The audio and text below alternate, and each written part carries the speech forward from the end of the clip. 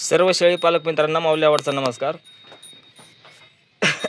मित्रांनो बघा, काही काही शेळी पालकाला बकरी डिलिव्हरी केव्हा होणार आहे हे पॉईंट लक्षात येत नाही, तर समजून घ्या.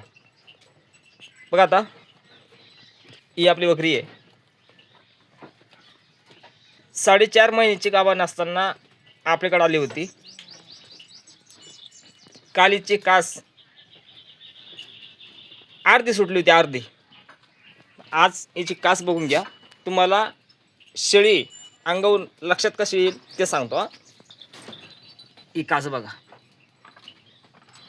बघितली? कलर जसा जसा आता गुलाबी होत चालल तसं तशी बकरी आपली अर्धा तास, 1 तास, मिनिमम 2 तास हे टायमिंगमध्ये खाली होणार. आता बघा, आपण फिरस्तीमध्ये काम करतो. ही बघा इकडून, बघितली? पूर्णच्या पूर्ण 3 स्टिक सोडायला आहे रात्रीतून. हे बघा.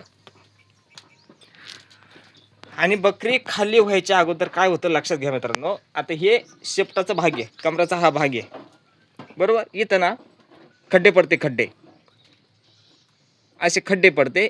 आता 2 ठिकाणी खड्डे पडले, हे पूर्णचे पूर्ण इथपर्यंत खड्डे पडणार. त्यावेळेस समजून जायचं आपली बकरी 2 तासात खाली होईल. ते खाली झाल्यानंतर मी तुम्हाला हेड सोडतो लगेच. सारखे सारखे खाली बसणं, युरिन पास करणं, या गोष्टी ह्या बकरीच्या आता चालू झाल्या. बघून घ्या, लक्षात येत नाही. नवीन शेळी पालकांना पॉईंट लक्षात येत नाही म्हणून सांगतो. हे बघितलं, हा शेपटाचा भाग, हा कमराचा भाग आहे. हे हाडं ना एकदम नरम होऊन जाते बकरी डिलिव्हरी व्हायच्या वेळेस. इथं खड्डे पडते, जागा बघून घ्या. नवीन शेळी पालकांना हे लक्षात येत नाही. बघितलं, इथं असे खड्डे पडते.